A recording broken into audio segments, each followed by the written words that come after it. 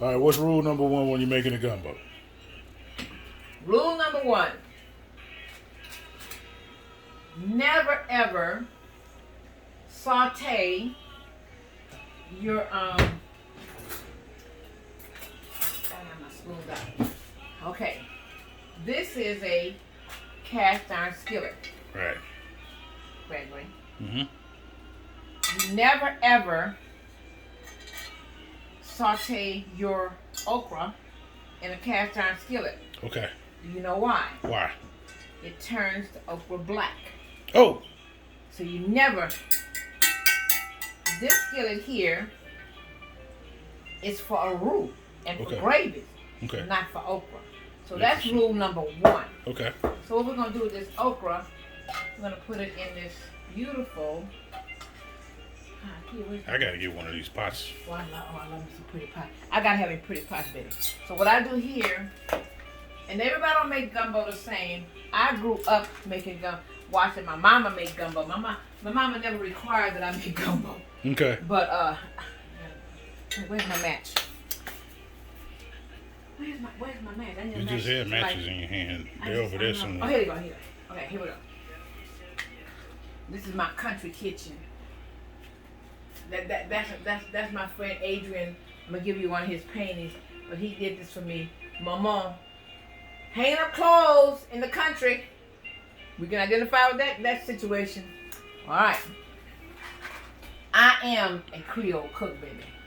I was raised on gumbo was like a staple in our family. Gumbo was not an occasion. Gumbo was all the time. Mm. You call your grandma and say, "Mama, what you making?" "Baby, I made a little gumbo." They don't always put okra in the gumbo, but I'm gonna show you how I do my. This is one of them quick gumbos, child. So I start off with a little butter. Okay. You don't have to use butter. You can use olive oil only when you're making the roux. So I got, or you can use a little oil. Okay. Vegetable oil? Yeah, vegetable oil. So I always saute. I never take. Here's another never. Never ever take this okra here raw and add it to the gumbo. Okay. Always saute this first. Okay. A friend of mine in Chicago one time asked me to make her a gumbo. She was trying to get this guy to marry her. Mm-hmm. And I told her how to make the gumbo. She went and bought some okra. She put all this fresh okra, not even sauteed, in the gumbo. And it was all slime. It was just like a rope. It was real ropey. So rule number one, fresh okra is better, but if you can use frozen, always saute it first. Okay, so here we go. I'll just show you here right here. I'm melting a little butter in here. And I'm going to go ahead and add the rest of this okra to it. All right. So we're gonna start off here. We're gonna saute this okra. Okay. Now, I'm doing a rough deal with this gumbo today. Only because you headed back to where you going? Atlanta, Georgia. Mm-hmm. And tomorrow morning. And you better send me some coffee because I'll send it to you. If you don't, I swear I'm gonna be upset. No, I'm gonna come back. We're gonna come back and do this before again. Before you come back, I want before you come back, I want my coffee. All right. Oh no. Okay, here we go. So I'm gonna do a rough cut. I'm one of those.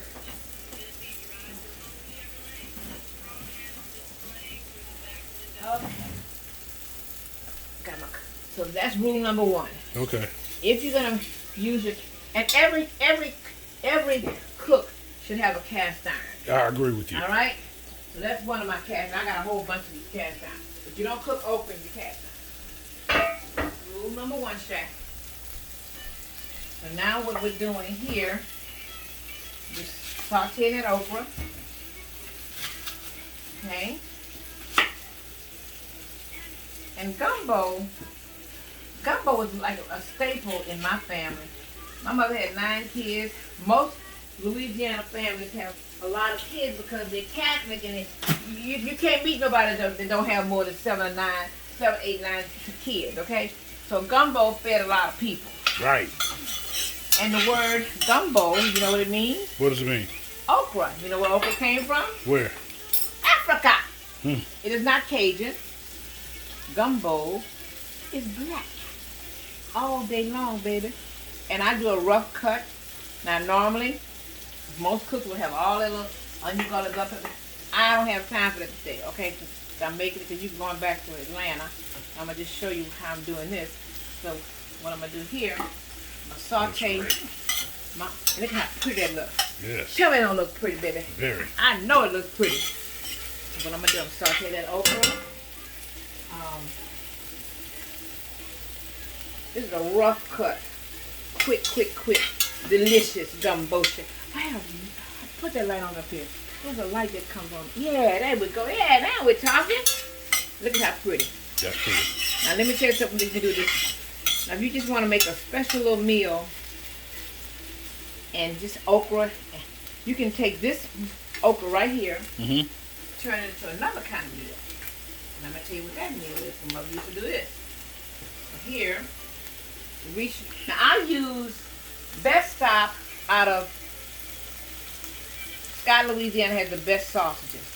But a lot of Louisiana companies have andouille or Cajun sausages. This happens to be recharged, but there are other brands that I'm going to tell you about later.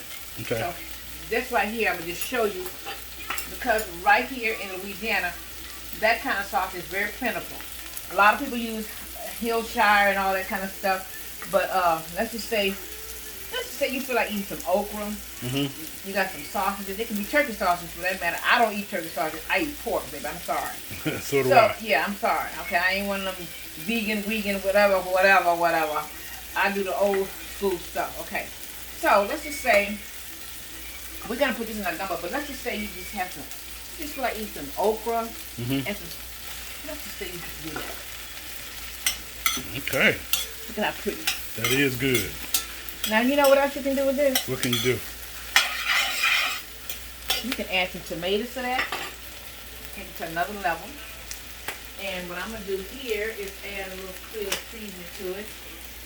This is a Creole seasoning, that's garlic blend. Okay. We always cook with vinegar. Okay. Just check this out. I want you to notice something. See how that okra is roping? Yeah. Okay, everybody wants that. How do you get the slime out of okra?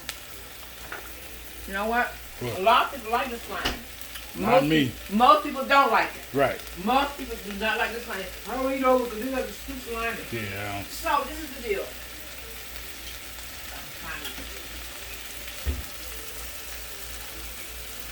The secret to getting the slime out of okra is, I'm going to find it. Oh, here we go. Here we go. A little pepper. Just a little. I don't use a lot of black pepper. I just use a little bit today. I don't use a lot of black pepper. I like red pepper, Creole seasoning. Now look at this. You know, That's great. and fresh okra, you can't beat it. Now just picture. See how ropey it is? All that ropiness. Sound good? And always use good pots. Don't use pots that's been damaged. You know, them Teflon pots that have, because they claim that those are bad. This is a good pot. I think it's a large. I think it's a large, a La Crusade or whatever. I'm gonna get some pots like this. Yeah, La Crusade and large is good. I love that pot. Look at it. Look at how ropey it is. Now, what you can do with this, if you wanted to, you can add some tomatoes to it. Okay. You can add some chicken tenders to it. Okay. A little water. And guess what? You can put it over some rice, baby. It's not a gumbo, it's just okra, sausage, and chicken. Yeah. So look, sometimes what we do, look at that. Yeah, that's kind of ropey. So you want the sauce to cook down a little bit. Okay. And let me tell you something about recipes. A recipe is never on the page or the cookbook. The recipe is in your palate. Yeah. So that's how good. See, when a chef cooks, the chef can see. I can teach somebody how to cook, but if the person doesn't know our food and they can taste it, they go like, "Oh, it's fine." But a chef from Louisiana go like, That palate Yes. tells you what's missing. I can't tell you what I will go to my cup. I go, and go, what? It's the palate. You gotta taste it. Yep. So that's what makes my food good. So this is the deal. When you make this, you might say, Carolyn, I need a little more salt. My palate might say, no, I need a little more pepper. So this dish becomes your dish. Right. Because you're going to add it according to what you like. Absolutely. So it's not going to ever taste the same. It's not going to taste like Carolyn. It's going to taste like yours. Now here, I got that going there. Watch this. I'm going to add my little garlic. Where's my garlic thing? Where's my garlic? Oh my gosh. Where's my garlic? I saw some earlier. Got me in this little tiny kitchen. I know. Working around like a crazy woman. It's all right. That I am. It still smells good. You know what? I'm going to have to use, I can't find my garlic, but I'm going to go ahead and use, and I don't really like using this garlic. That garlic in a jar. Oh, okay, yeah. What is it? Yeah. I saw it earlier.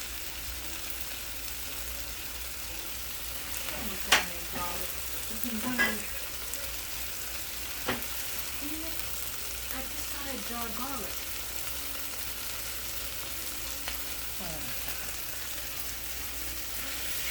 Isn't that pretty? It is. Now mind you, no bell pepper, no celery. I don't put celery in my okra. Well, I think that butter is really making it smell marvelous. That butter nails it. Yeah. Oh, here it is. Here. Now, normally I do have some garlic. I just can't find it in my refrigerator. So I'm gonna put a little of this pureed garlic in there. Okay, that's I normally wouldn't do, but if you don't, we'll make it work. I'm gonna put a little. I like my garlic. Oh my God! I like my garlic. I like a little garlic. And yes, I'm a messy cook. Don't worry about it. I don't give a shit. We ain't nobody judging. Look here, look. Now watch this. And all that carbon at the bottom is flavor. You better believe it. Look, and you see this that garlic has a little vinaigrette. So you see, now watch this. Okay. You want to separate that. You want to separate that. And what is that? Vinegar. That's vinegar? Just a little. Always. Don't put too much vinegar because it'll taste like a pickle. That's the secret of getting that rope. It's like this. That vinegar, baby. Okay. And what you do as you're cooking stuff like this, that flavor, you cannot beat that smell. Taste it. Yeah. That's all right. Taste it. It's missing salt. Salt. I don't have a salt time. So you would have to add salt to your specifications. I usually just take a pinch out of this big thing. I'm not a big salt person. So my food is not salty enough. You can always add salt, but you can't take it out. No, look at this. Okay, so the ropiness is now rescinded. There you go. You still got the right word, brother.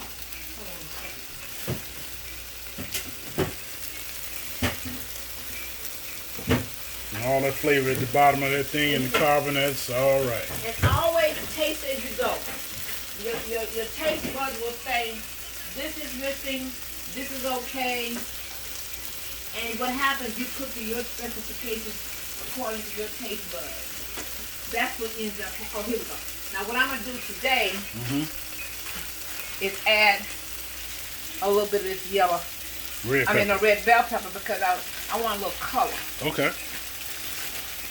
And I know I'm a crazy cook, but that's all right. My food That's still all tastes right. good, baby. Yes, it does. So watch this. And people eat with their eyes. Yes. And their nose. And then look at that. Look at that. Now just picture that as some tomatoes. Oh yeah. Okay. All right. A nice color. Yeah. Now look. Stay with that pot. Now look at that. You see it? No rope in this, right? No, it's gone. Gone. Now, I had made some chicken earlier. Okay.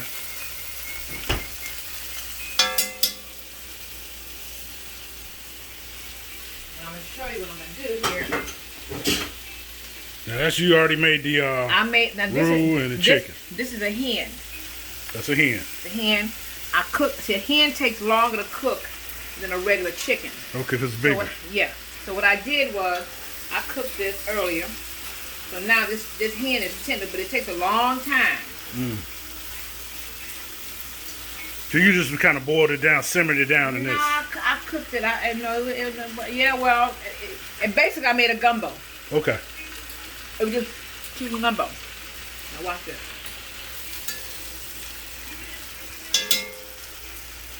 Anytime you add add some more sausages to it too. Now I already opened the sausages. These are, and look at this undo. Look how pretty it looks. That is real pretty. It's real pretty and good hammy. And I have another package that I'm not gonna open. I'm gonna let you bring with you. Okay. The difference. So you got the smoked sausage and you got the andouille. Okay. So you put two different types of sausages. That's what we always do that. Okay. 2 different sausages, yes. Always. But don't use, some people use kielbasa and all that stuff. That's cool.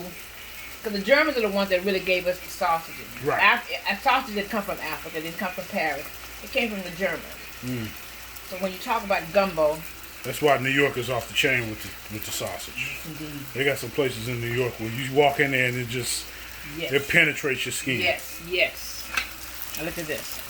Now watch this. I love okra. Okay. What I'm going to do here. Hold on. Let me get something to put. Hold on.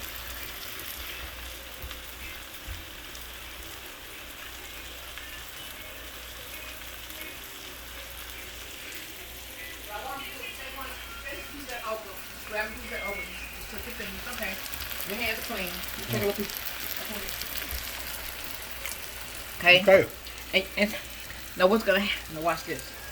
Oh. Now watch this. This broth is gonna help me. I made that broth earlier. I need to be watching you do this broth next time. I'm gonna show you how to make it in a minute. Oh yeah. I'm gonna just show you how quick this gumbo came into being. Oh yeah. Now that's what I'm talking about. Didn't take no 8 hours. Now look. You got your okra. And what you can do with this, what you can do, add some shrimp to it, some crab, whatever you want. Oh. You got the base going right here. Okay. Okay? That okra was good. Yes, it's fresh. I'm gonna let you taste it. Tell me what it needs. It might need something. I don't know what it needs. But what happens is that you tell that pot what it needs. It needs salt. I know it needs salt.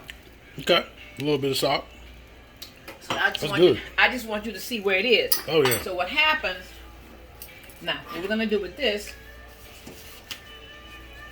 I'm gonna wash this pot. I'm gonna cover this up. And what we're gonna do, we're gonna continue to cook that chicken.